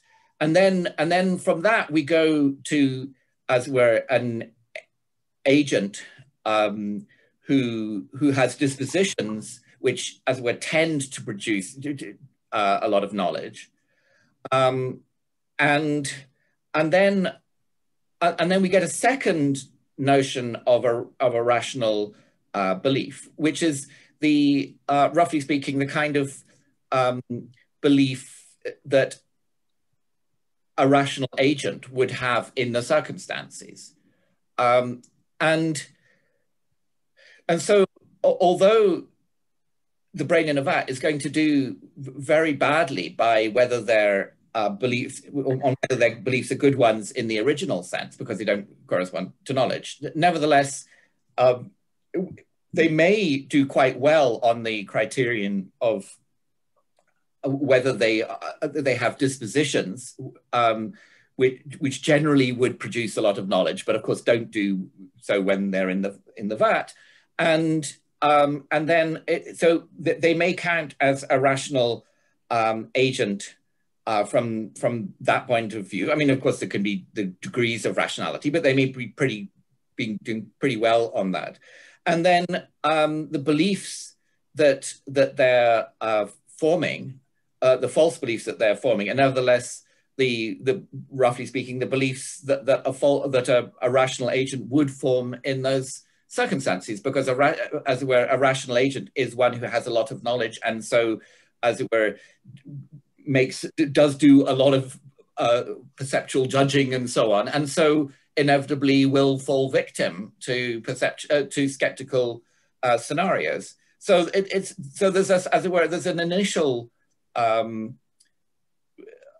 evaluation where the brain in a vat does badly, and then we look at the dispositions on which it may do well by the dispositions, as it were, to do well locally, and it can do well on that criterion, and then it can do well on the criterion that its beliefs are the ones that such an agent would have, and so there's plenty of scope to do justice to the idea that in some way that this brain is doing pretty well, but there's also but as we're at the bottom of all this, there is a standard by which it's doing disastrously through no fault of its own.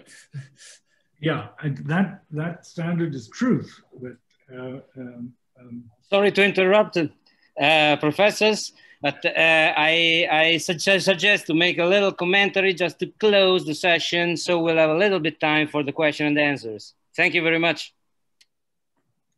We could just there, Paul, do you think, and simply go straight to the questions? Yes, we could go straight to that. Maybe if you want a last. Okay, so we go directly to the question and the answer, if you agree, and we will leave an eventual general question from us at the end. So the first one, without losing time, from Professor Gideon Russell. Okay, great. Thank you very much to both of you. That was completely fascinating, and Paul especially appreciated the very general setup at the beginning that made all of this seem important. I mean, not seem important, realize that it's important. My question is actually for Tim. So I wanted to ask about learning normative claims through experience, so a posteriori through perceptual experience, that kind of thing. I find this really fascinating, and I'm not quite sure what to think about it, but I find it really plausible that I can find out and maybe be surprised to find out that, say, something is delicious or something is interesting that I didn't realize was going to be through experience. And so that gives me kind of a handle on how I could like learn things that seem normative or evaluative through experience. One of your examples, I think, was something about learning that a certain political system was, I guess, good or bad.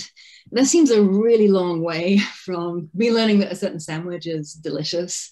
But I also thought maybe there's like an interesting comparison with like the science of medicine here, that there are questions about whether certain treatments are the right thing to do. So whether chemotherapy is a good choice, that's a like super general, somewhat vague question. There's so much stuff needs to be sorted out, but also compared to like whether leeches are a good choice or whether bloodletting is a good choice.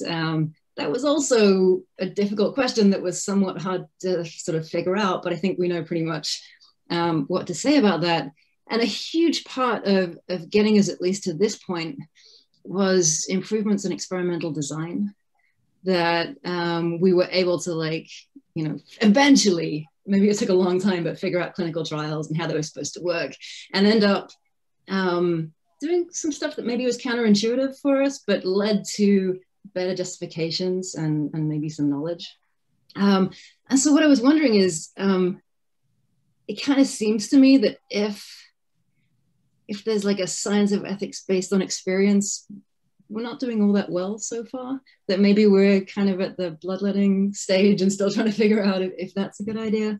And if you thought that seems right, or if there could be more of a normative science or like science of normative claims, and whether that could be improved through maybe like ethical experiments. Yeah, I don't know about ethical experiments, but so I think it's true that the humanity in general is pretty rubbishy by moral standards, but I mean there have been certain improvements. We've got a bit better about appreciating that slavery is wrong, and I guess that there's,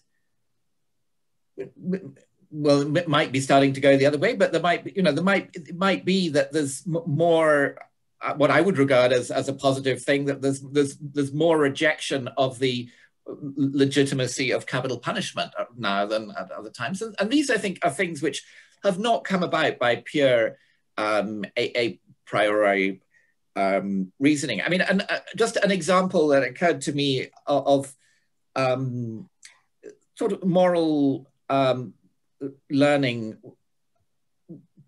is Martha Nussbaum's been talking recently about how forgiving can be a very aggressive act. I mean, somebody once said that many promising reconciliations have broken down because although both parties came prepared to forgive, neither came prepared to be forgiven. and so I think, and the sort of case that that Nussbaum is, I mean, that's not her quotation that I got from her, but she's basing it on many cases, real life cases, and so I mean it's a mixture, a kind of mixed argument, but I think that kind of reflection on events around one, which can reveal that what might sound like moral platitudes can actually be very questionable. I think that's a kind of moral learning through experience, and I mean, I don't want to make the case that we're particularly good at that, but I mean, I think that's, I mean, the fact that we're not very good at being moral is, as it were, that's a matter of common observation too, which is sort of independent of what means we try to use or try not to use to achieve moral knowledge. Does that speak to what you were Yeah, I think it does. Thank you. Thank you very much, Professor Russell. I hope you're satisfied with the answer. If not, you're back. So we'll go to the next one by Professor Sanford Goldberg. To you the floor, Professor Goldberg. Thanks so much. And thanks to both Tim and Paul for a really, really lovely discussion. I want to focus, my question is for Paul.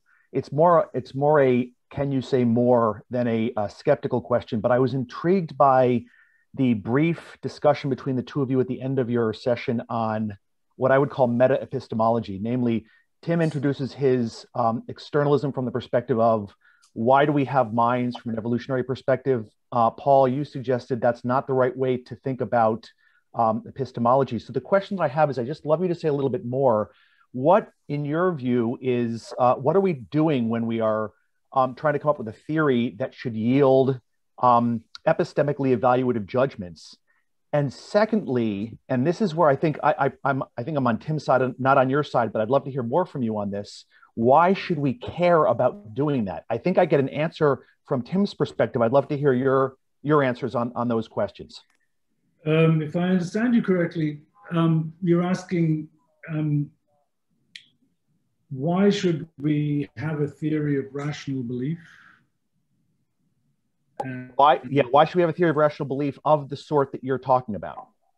What interest do we have in that?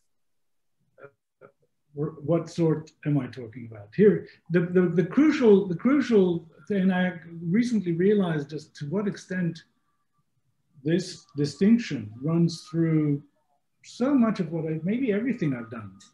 And it's this, I mean, it even goes very fundamentally to the stuff that, some of which I published in a volume of yours on the transparency of mental content. The connection is this, that I have a desire for a distinction between somebody who's making an error in the way they're managing their beliefs, given the evidence that was available to them, versus making an error of fact. Okay, to me, that is the dividing line for epistemology. You don't want to hold it against a person's rationality that they simply have a false view. That's the bright red, whatever dividing line. Okay. And to the extent to which you think fallibilism is real, you want there to be a highly justified belief that's false. Now that is what the orange refutes, okay, or denies. Because we're going to make this orange as orange-like as possible, given the epistemic conditions I'm in. And the only thing that's going wrong is it's not a real orange. Now I want to be able to say this person has managed their beliefs to perfection, and that's what I need the notion of rationality for. I want to distinguish that from people who go a little QAnon on me, yes? Okay. But the mere falsity of the thing can't be the measure of that if fallibilism is correct. That's it. So if I could just one quick follow-up, Lorenzo, if it's okay with a quick follow-up. One of the things that I worry about is when we talk about managing our beliefs, it strikes me that there's a reading on which your kind of view comes out naturally, but there's also a reading on which a view that's in the spirit of Tim's externalism comes out naturally. And that's the view on which what we're thinking about is, this is the way I would put it. I don't think Tim would put it this way. How much can I depend on you as a processor of information if I'm also trying to acquire information about our world? And when I think about it from that perspective, I think how a person manages her belief, I'm less interested in whether she's to be blamed for what she did, as I am how in contact with the actual world is she. And that's where I begin to wonder, that's what prompts me to ask, what's in it for the meta-epistemologist who wants to be able to explain why this set of evaluations and evaluative judgments are of interest? I'll stop there. Very good. I doubt that that's going to cut in the relevant way, okay? You know, because it depends, of course, now if we allow ourselves, I don't know if we have the time, to elaborate on two different ways in which that question might be posed. If I don't have any access to your reliability other than through facts about your rationality, which is typically the case, then the two come into one. Now, if you're going to tell me they can come, in principle, come apart because you can be super unreliable while being completely rational, well, that's only of use to you if you have independent access to those two things. Okay, great. But if you don't, which I say you don't, then nothing. Thank you, Sandy. So, thank you very much for your intervention. I'd like to make a question, to ask a question from all the organizer of the present event, of the Congress. Could you tell us briefly how the exchange with the other during the last 15 years has contributed to forging your current views on the topics discussed in the book and today too? It's a question for both, of course. Tim, would you like to go first? I've been chatting. Well, I think it's, as it were, each of us, my impression is that each of us has acted as a foil for the other, and that it's true that as it were, we haven't converged much at all. In some ways, we've diverged, but I think what's been going on is that each of us has been saying things and the other has been thinking, I really don't want to say that. But that, as it were, but in a sort of dialectical context where it wasn't sufficient just not to say it or to say its negation, but where one really had to develop a full-blown alternative view, and so I think that although it's, as I said, the disagreements, which I mean, I don't think it's quite so much that we've, as it were,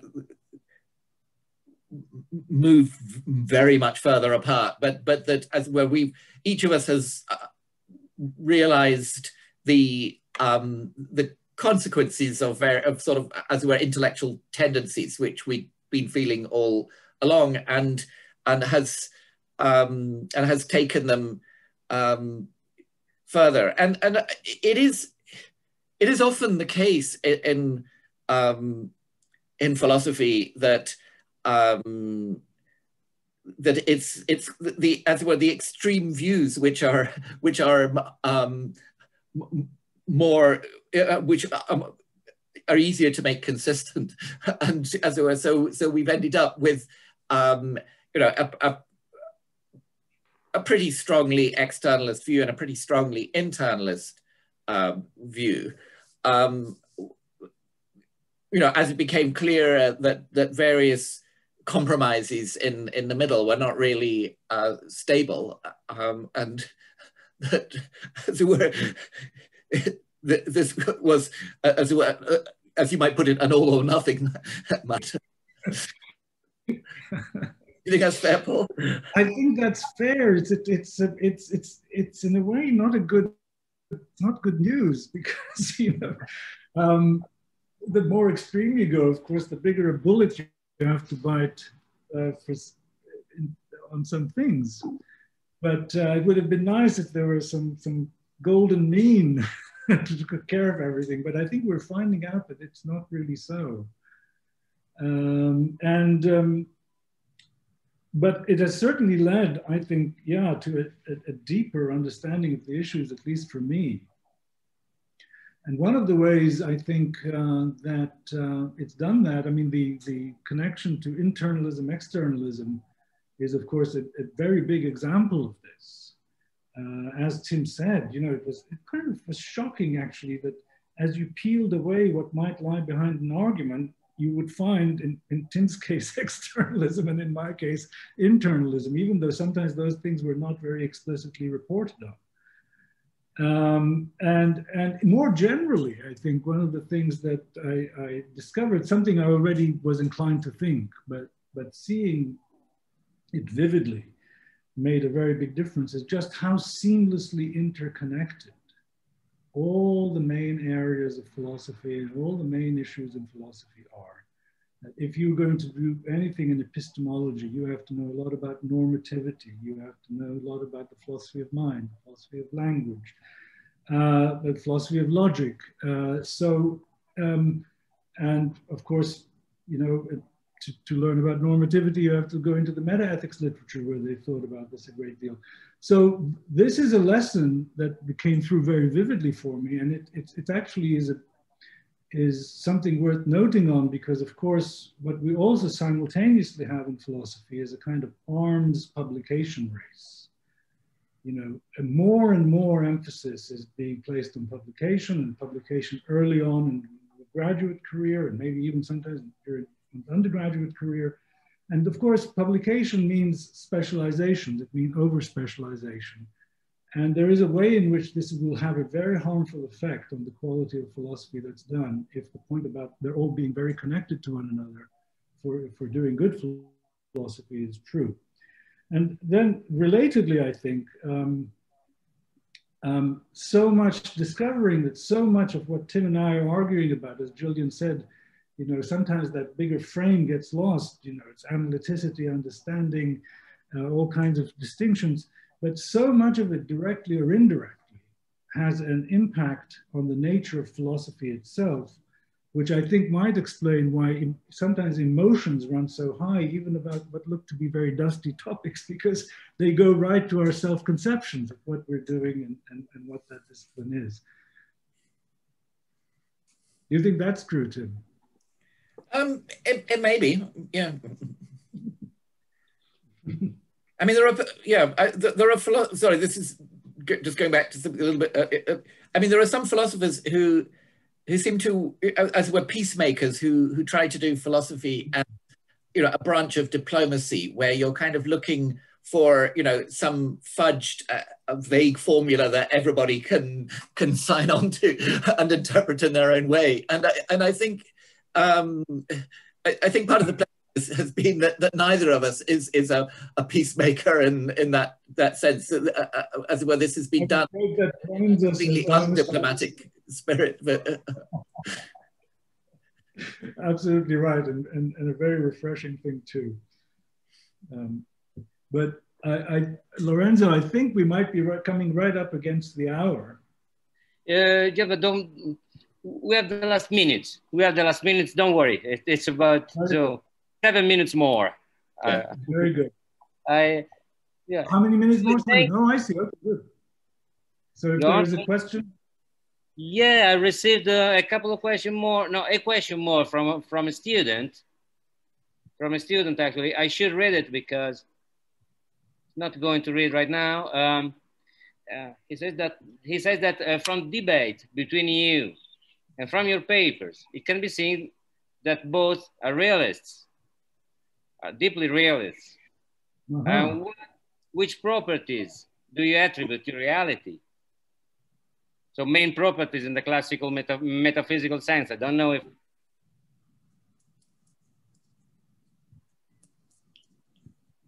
Tim? Well, I mean, I think we both agree that that there is a world out there which is largely independent of us, or indeed of any knowers, and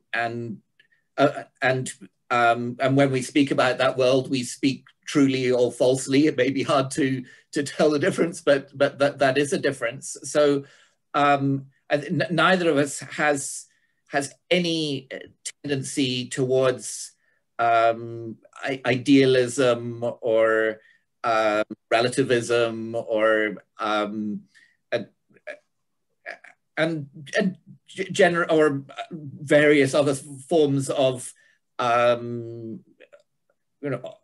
of anti-realism. I mean, for example, when we've been discussing normative questions, I think one thing that we absolutely have in common is that we assume that there are true and false answers to normative questions, and in that sense, the normative is not so different from anything else. So yes, I think it's in a sort of broad brush sense, it's true that we're both realists.